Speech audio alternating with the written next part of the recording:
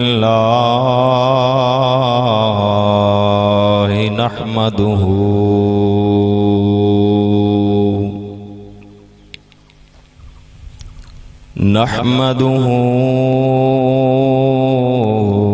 ونستعينه ونستغفره ونؤمن به ونتوكل عليه ونعوذ بالله من شرور أنفسنا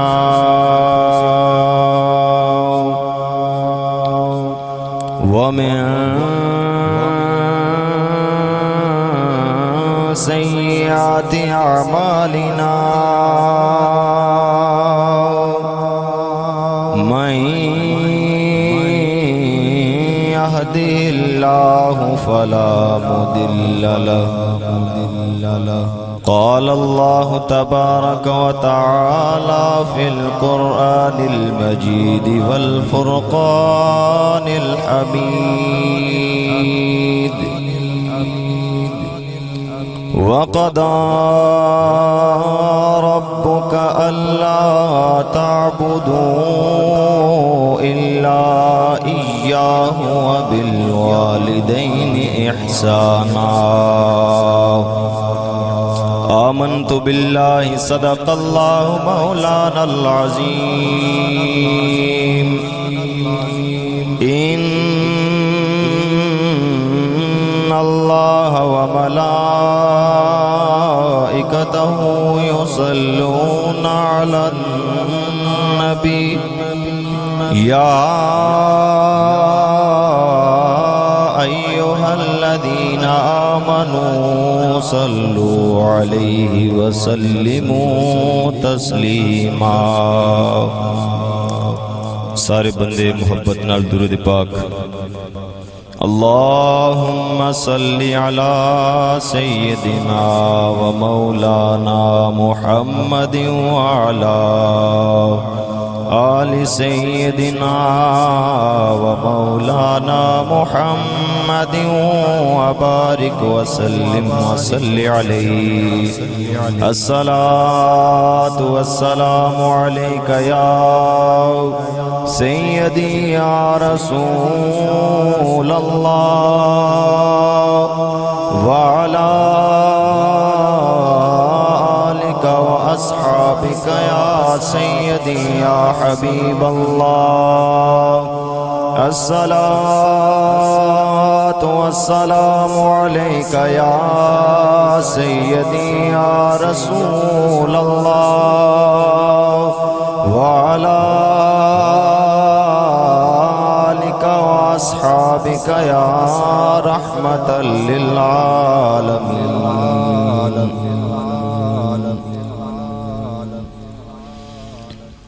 उनका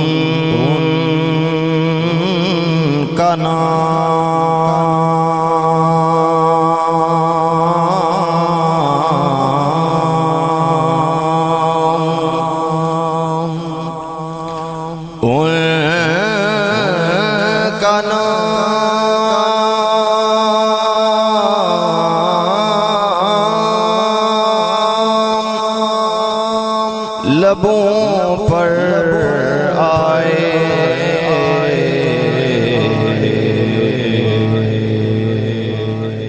نعرہ تکبیر نعرہ تکبیر نعرہ رسالت نعرہ رسالت نعرہ تحقیق نعرہ تحقیق نعرہ تحقیق نعرہ تحقیق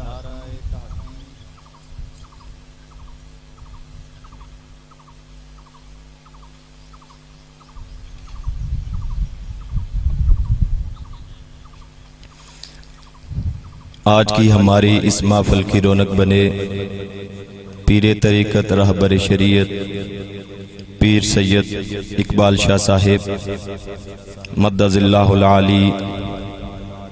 اللہ کریم ان کو درازی عمر بالخیر عطا فرمائے۔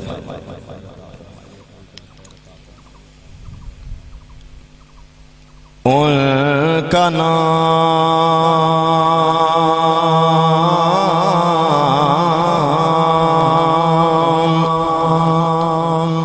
لبوں پر آئے۔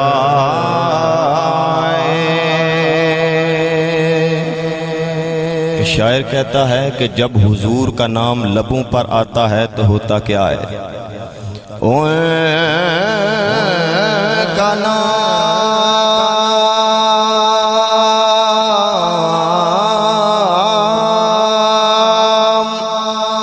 لبوں پر آئے،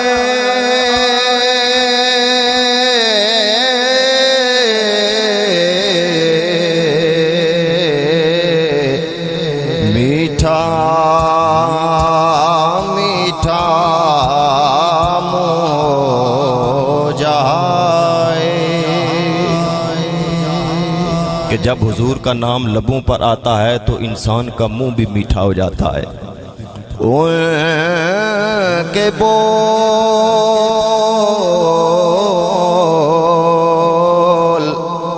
بہاروں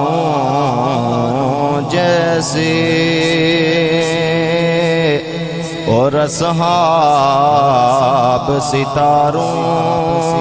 جیسے۔ بعض حمد و ثنا میرے انتہائی واجب الاحترام دوستو، بزرگوں، بھائیوں، آج ہم سارے چودھری شاہنواز صاحب کی والدہ محترمہ کے ایصال ثواب کی اس نشست میں جمع ہو کر اللہ رب العالمین، اللہ کے محبوب حضرت محمد مصطفیٰ صلی اللہ تعالی علیہ وآلہ وسلم کا ذکر خیر کر رہے ہیں۔ اللہ کی بارگاہ میں دعا ہے کہ اللہ کریم مرحومہ کی کامل بخشش و مغفرت فرمائے، ان کی قبر کو بقعہ نور بنائے، ان کی آخرت میں آسانیاں پیدا فرمائے۔ جو آئے مبارکہ احباب کے سامنے پڑھنے کا شرف حاصل کیا ہے، اللہ رب العالمین نے ارشاد فرمایا وَقَضَىٰ رَبُّكَ أَلَّا تَعْبُدُوا إِلَّا إِيَّاهُ وَبِالْوَالِدَيْنِ إِحْسَانًا۔ کہ تمہارے رب کا حکم کیا ہے کہ اللہ تعبدوا الا اياه، کہ اللہ کے علاوہ کسی کی بندگی نہیں کرنی، اللہ کے علاوہ کسی کی عبادت نہیں کرنی۔ اللہ نے اپنی بندگی کا، اپنی عبادت کا حکم دیا، اور الحمدللہ ہم اہل سنت و جماعت کا یہ عقیدہ ہے کہ ہم عبادت بھی اللہ کی کرتے ہیں اور جبین نیاز بھی اللہ کی بارگاہ میں جھکاتے ہیں۔ اللہ نے حکم بھی دیا ہے اور ہم رب کے حکم کی تعمیل میں اسی کے آگے اپنی جبین نیاز کو جھکاتے ہیں۔ یہ جو پیشانی ہے یہ اللہ کو بڑی محبوب ہے۔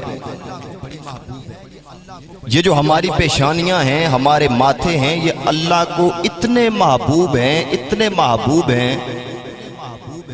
کہ اللہ کریم نے ساری مخلوقات کو پیدا فرمایا، ساری مخلوقات کو، لیکن اللہ رب العالمین نے تمام مخلوقات کو یہ حکم دیا کہ جب تمہیں اپنا رزق حاصل کرنا ہے تو اپنی جبین نیاز کو، اپنے سر کو نیچے جھکانا ہے۔ جب تم سر کو نیچے جھکاؤ گے تمہیں روزی مل جائے گی۔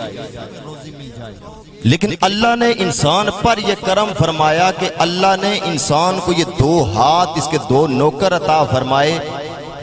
کہ جب تمہیں روزی کی ضرورت پڑے، تم کھانا کھانا چاہو تو میں تمہیں دو نوکر دے رہا ہوں، نوالے کو توڑو، اٹھاؤ، منہ میں ڈالو، گردن کو نیچے نہیں جھکانا۔ شیر ہے، ہاتھی ہے، یہ کڑیل جانور ہیں، گرانڈیل قسم کے، لیکن یہ اپنی گردن کو جھکائیں گے تو اللہ کریم انہیں رزق دے گا۔ لیکن اللہ کو انسان کی پیشانی اتنی محبوب ہے، اتنی پسندیدہ ہے کہ اللہ نے فرمایا کہ تمہیں رزق حاصل کرنے کے لیے گردن کو جھکانے کی ضرورت نہیں ہے۔ میں تمہیں 2 ہاتھ دے رہا ہوں، یہ تمہارے 2 نوکر ہیں، یہ ملازم ہیں۔ مجھے تمہاری پیشانی اتنی پسندیدہ ہے کہ جب یہ جھکے تو رزق کے لیے نہیں بلکہ میری بارگاہ میں، جب بھی جھکے گی میری بارگاہ میں، میری بندگی کے لیے، میری عبادت کے لیے، کسی اور چیز کے لیے نہیں۔ اللہ رب العالمین نے ارشاد فرمایا وَقَضَىٰ رَبُّكَ أَلَّا تَعْبُدُوا إِلَّا إِيَّاهُ، تمہارے رب کا فیصلہ یہ ہے کہ اللہ رب العالمین کے علاوہ کسی کی بندگی نہیں کرنی، اللہ رب العالمین کے علاوہ کسی کی عبادت نہیں کرنی، اللہ رب العالمین کے علاوہ اپنی جبین نیاز کو کسی کے آگے جھکانا نہیں۔ اگر جو انسان اللہ رب العالمین کی بارگاہ میں اپنی پیشانی کو جھکائے گا، اللہ اتنا کرم فرمائے گا، اس کی دنیا بھی روشن فرما دے گا، اس کی آخرت بھی روشن فرما دے گا۔ فرمایا کہ پیشانی جھکاؤ میری بارگاہ میں، آگے کیا ہے وَبِالْوَالِدَيْنِ إِحْسَانًا، اور والدین کے ساتھ احسان کرو، حسن سلوک سے پیش آؤ۔ والدین کا جو مقام ہے، جو مرتبہ ہے، وہ کسی سے ڈکا چھپا نہیں۔ حضرت عبداللہ بن مسعود رضی اللہ تعالی عنہ میرے آقا کی بارگاہ میں حاضر ہوئے اور حاضر ہو کے عرض کرنے لگے یا رسول اللہ ای العمل احب الی اللہ، اللہ کے نزدیک سب سے پسندیدہ عمل کون سا ہے؟ میرے آقا نے فرمایا الصلاۃ علی وقتہا، کہ نماز کو مقررہ وقت میں ادا کرنا اللہ کے ہاں سب سے پسندیدہ عمل ہے، سب سے پسندیدہ کام ہے۔ پھر میرے آقا کی بارگاہ میں عرض کرنے لگے دوسرا کام کون سا ہے؟ میرے آقا نے فرمایا بر الوالدین، والدین کے ساتھ حسن سلوک سے پیش آنا۔ پھر عرض کرنے لگے یا رسول اللہ اس کے بعد؟ میرے آقا نے فرمایا الجہاد فی سبیل اللہ، اللہ کے راستے میں جہاد کرنا۔ اب جہاد کتنا بڑا مقام، کتنا بڑا مرتبہ ہے کہ جو شہید ہوتا ہے اس کی شان وراء الورا ہیں، لیکن اللہ کریم نے کیا فرمایا؟ اللہ کے محبوب نے فرمایا کہ یہ جو جہاد ہے یہ بعد میں والدین کے ساتھ حسن سلوک پہلے نمبر پر نماز رکھی، دوسرے نمبر پر کیا رکھا کہ بر الوالدین، والدین کے ساتھ حسن سلوک سے پیش آنا۔ اور والدین اتنی بڑی ان کی عظمت ہے، اتنی بڑی شان ہے کہ جن کے والدین نہیں وہی بیان کر سکتے ہیں، ہر کوئی آدمی بیان نہیں کر سکتا۔ جن کے سروں سے یہ سایہ اٹھ گیا ہے وہ جانتے ہیں کہ جب والدین دنیا سے چلے جائیں تو انسان کی حالت کیسی ہوتی ہے۔ والد کا مقام اپنی جگہ، والدہ کا مقام بھی بڑا ہے، اتنا بڑا مقام ہے والدہ کا۔ ایک صحابی رسول حضور کی بارگاہ میں حاضر ہوئے اور عرض کرنے لگے یا رسول اللہ والدین میں سب سے زیادہ حسن سلوک کس کے ساتھ کیا جائے؟ حضور نے فرمایا اپنی ماں کے ساتھ، دوسری مرتبہ بھی فرمایا اپنی ماں کے ساتھ، تیسری مرتبہ بھی فرمایا ماں کے ساتھ، چوتھی مرتبہ جا کے فرمایا باپ کے ساتھ، یعنی ماں کو 3 درجے بلند رکھا۔ ماں کی اتنی فضیلت ہے، اتنا مقام ہے کہ اللہ کریم نے کیا فرمایا اما یبلغن عندک الکبر احدہما او کلاہما فلا تقل لہما اف، کہ جب تمہارے والدین میں سے دونوں یا کوئی ایک بڑھاپے کی عمر تک پہنچ جائے فلا تقل لہما اف، والدین کو اف تک نہ کہنا، اف تک نہ کہنا۔ یہ اف سے مراد کیا ہے؟ امام فخر الدین رازی رحمت اللہ تعالی علیہ آپ فرماتے ہیں کہ جب کسی انسان کے کپڑے پر مٹی پڑ جائے، گرد پڑ جائے، انسان اس گرد کو صاف کرنے کے لیے جو پھونک مارتا ہے، قرآن اس کو اف کہتا ہے۔ آپ کے کپڑوں پر مٹی لگ گئی، انسان پھونک مارتا ہے، مٹی کو جاڑتا ہے، صاف کرتا ہے۔ امام فخر الدین رازی فرماتے ہیں قرآن نے اس کو اف کہا ہے کہ والدین کے سامنے کبھی اف تک نہ کہنا۔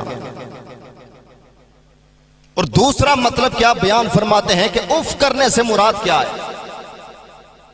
کہ والدین کو اف تک نہ کہنا۔ آپ فرماتے ہیں کہ جب تمہارے والدین بوڑھے ہو جائیں، بڑھاپے کی عمر تک پہنچ جائیں، ظاہر ہے جب وہ بوڑھے ہو جائیں گے، نحیف و نزار ہو جائیں گے، وہ زبان سے صحیح الفاظ بھی ادا نہیں کر پائیں گے، ان کا ذہن بھی اس طرح کا نہیں ہے، وہ بچپنے کی طرف لوٹ جائیں گے، بچوں کی طرح باتیں کریں گے، اور شاید ایسا وقت بھی آ جائے کہ تمہارے والدین بستر پر ہی پیشاب کرنے لگ جائیں۔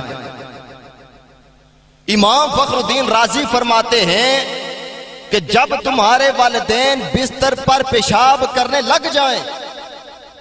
اگر تم نے اس نیت سے کہ مجھے والدین کے پیشاب کی بدبو نہ آئے، تم نے اس نیت سے اپنے ناک کو ڈھانپ لیا، ناک پر کپڑا رکھ لیا، قرآن اس کو اف کہتا ہے کہ والدین کا اتنا مقام ہے، اتنا مرتبہ ہے۔ فرمایا حالانکہ بدبو پیدا ہو جاتی ہے، پیشاب ہے، یا اللہ بدبو پیدا ہوتی ہے، یہ کیا وجہ ہے کہ والدین کی جو نجاست ہے اس سے بچنے کے لیے اپنے ناک تک کو ڈھانپنا نہیں، یہ بھی والدین کی توہین ہے۔ اللہ پاک فرماتا ہے کہ کبھی بچپنے کی طرف لوٹ کے دیکھ، کبھی اپنے ماضی کی طرف لوٹ کے دیکھ کہ تو نے ماضی کیسے گزارا۔ رات کے وقت تو سوتا نہیں تھا، تمہاری ماں بھی سوتی نہیں تھی، تو رات کے وقت جاگتا تھا، تمہاری ماں سوتی نہیں تھی، تو جب رات کو پیشاب کرتا تھا، تمہاری ماں خود گیلی جگہ پر سو جاتی، تمہیں اٹھا کے خشک جگہ پر رکھ دیتی تھی۔ اتنا مقام، اتنا مرتبہ، اتنی فضیلت کیوں بیان فرمائی؟ ویسے ہی نہیں بیان فرمائی، فرمایا کہ اف تک نہ کہنا، اف تک نہ کہنا، ساری زندگی کے اعمال رائگاں چلے جائیں گے، ساری زندگی کے اعمال ضائع ہو جائیں گے۔ والدین کی بارگاہ میں جب بھی آؤ، عجز و انکساری کے ساتھ اپنے پروں کو پھیلا کر نہیں، بلکہ اپنے پروں کو جھکا کر آؤ۔ والدین کا جو مقام و مرتبہ ہے وہ وراء الورا ہے۔ امام ابو حنیفہ رحمت اللہ تعالی علیہ سراج الائمہ اور سراج الامہ بھی، آپ کے بارے میں آتا ہے کہ آپ کی والدہ امام ابو حنیفہ رحمت اللہ تعالی علیہ، آپ کے دور میں ایک عالم تھے، ان کا نام ہے عمر بن زرقہ۔ سڑا دور بھی ہے، سڑا معاشرہ بھی ہے، اس بعض اوقات کیا ہونا کہ جڑے کہنا پیر ہونا واقع اولا ہونا، اے تُسا بھی سنتا ہو سی تے میں بھی سنتا ہو سی، کہنا پیر اولا ہونا۔ امام ابو حنیفہ اتنے بڑے امام ہیں، اتنے بڑے امام ہیں، لیکن اس دور نے ایک عالم دین نام ہے انہوں نے جی عمر بن زرقہ، تے امام ابو حنیفہ ان کار موجود ہیں، جڑا مسئلہ یا والدہ کی چاہیے نا کہ امام ابو حنیفہ کو پوچھی کرن، لیکن والدہ آخیا نہیں، جڑا بھی معاملہ پیش آنا تے جائی تے اپنے پترہ یعنی اے ابو حنیفہ جانا عمر بن زرقہ کو مسئلہ پوچھی تے آ۔ ان امام ابو حنیفہ اتنے بڑے امام ہیں، انہوں کہتے نہیں آیا کہ میں اتنا بڑا امام ہاں، اے امی تو سماڑے کو مسئلہ پوچھی کنو تو میں مولویوں کو جانے نہیں کیا ضرورت تھی۔ امام ابو حنیفہ نے جو ہی ماڑی والدہ آنیاں تو میں چپ کری ٹوری پہ نایا، تو بعض اوقات میں عمر بن زرقہ کو جانا یا تو عمر بن زرقہ وہ مسئلہ معلوم کوئی نہیں میں جس ٹائم انہوں کو جانا یا میں جی اے مسئلہ آیا تھا وہ آنے می تک کوئی نہیں پتا امام ابو حنیفہ فرمانے کہ می کی والدہ پہ جا کہ جا عمر بن زرقہ کو مسئلہ پوچھی تے آ ان اے مسئلہ تساں ہی نہیں پتا تو اے مسئلہ میں تساں کی دسنا یا اے موڑی تے تساں می دسو چاہے جائی تا میں والدہ کی دسا اتنے بڑے امام انہوں ایک قدر نہیں آخیا کہ اے امی می جانے نہیں ضرورت کہ می مسئلہ پتا امام ابو حنیفہ جلہ بھی والدہ آیا چپ کری ٹوری پہ تو آسان جتنے والدین نے نہ فرمانے امی تو صحیح نہیں پتا ابا جی تو صحیح نہیں پتا آسان جدید دور نے تقاضے نے مطابق پڑھے ہوئے آسان سوٹ جڑے برینڈڈ لڑنے تو سوتے حروف ابجد تو بھی نہ آشنا ہو نہ واقف ہو میں تانا یا انسان جلے کسے منصب پر بے انسان کی چاہی نہ کہ والدین نہ شکر ادا کرے آج میں بھی اگر اس مسند پر بیٹھا ہوں تو اسی ماڑا کوئی کمال نہیں والدین یا میں تانا کمال ہے پتہ نہیں کہ سارے لوگ جلے کسے مسند پر بینے کسے مقام پر پہنچنے پہلے اپنے والدینی تذلیل کرنے بعض وہ ایسی اولادہ ہیں کہ لوگوں نے سامنے بیان نہیں کری سکنے کہ ماڑے والد صاحب ہے فلاں ایک ہی ہوں کہ والد صاحب شاید پرانے کپڑے لائے ہوں تو لوگوں ہی دسوں جی ماڑے بیوریں پرانے کپڑے لائے نہیں دسوں گے والد رب ہمیں پرانے کپڑے لائے جس طرح نہیں زندگی گزاری لیکن والد صاحب کی ایک مقام تک پہنچایا اتنا مقام اتنی فضیلت بیان فرمائی ہے حضور علیہ السلام نے کیا فرمایا حضور نے فرمایا کہ تمہارے والدین تمہاری جنت بھی ہیں تمہاری دوزخ بھی ہیں تمہاری جنت بھی ہے تمہاری دوزخ بھی ہیں اور ایک دوسری روایت میں کیا فرمایا کہ اللہ نے جنت کو ماں کے قدموں کے نیچے رکھ دیا ہے ماں کے قدموں کے برابر نہیں فرمایا ماں کے قدموں کے نیچے رکھا ہے اب جنت کہاں ہے ساتوں آسمانوں کے اوپر ہے لیکن اللہ کریم نے اس اعلیٰ جنت کو اٹھا کے ماں کے قدموں کے نیچے رکھ دیا ہے اب جو جنت حاصل کرنا چاہتا ہے وہ ماں کی خدمت کرے جو چاہتا ہے میں جنت کے اندر چلا جاؤں گھر کے اندر آئے ماں کی خدمت کرے اپنے والد کی خدمت کرے ایک صحابی رسول ہیں وہ یمن یا شام سے آئے میرے آقا کی بارگاہ میں اور آ کے عرض کرنے لگے یا رسول اللہ میں شام یا یمن یہ روایت کے اندر دو الفاظ ہیں کہ میں آیا اب میں تہیہ کر کے آیا ہوں کہ اب زندگی کے جو ایام ہیں آپ کی بارگاہ میں گزارنے ہیں واپس گھر نہیں جانا یا رسول اللہ اب آپ کی خدمت کرنی ہے میں نے واپس گھر نہیں جانا میرے آقا نے فرمایا کیا والدین سے اجازت لے کے آئے ہو وہ عرض کرنے لگے یا رسول اللہ میں اجازت لے کے آیا ہوں میرے آقا نے فرمایا کہ جب اجازت لی تو ماں باپ کی کیفیت کیسی تھی وہ عرض کرنے لگے یا رسول اللہ جب میں ماں باپ سے جدا ہوا ان کی آنکھوں سے آنسو جاری تھے میرے آقا جلال میں آ گئے میرے آقا نے اسی وقت فرمایا اے میرے صحابی اٹھ جس طرح ماں باپ کو رلا کے آیا ہے اسی وقت جا اپنے ماں باپ کو خوش کر تیرے ماں باپ ادھر خوش ہوں گے ادھر رب بھی راضی ہو جائے گا رب کا مصطفیٰ بھی راضی ہو جائے گا جا ماں باپ کو خوش کر ماں باپ کو راضی کر مجھے خوش کرنے کی ضرورت نہیں میری بارگاہ میں بیٹھنے کی ضرورت نہیں پہلے جا ماں باپ کو خوش کر ماں باپ کو راضی کر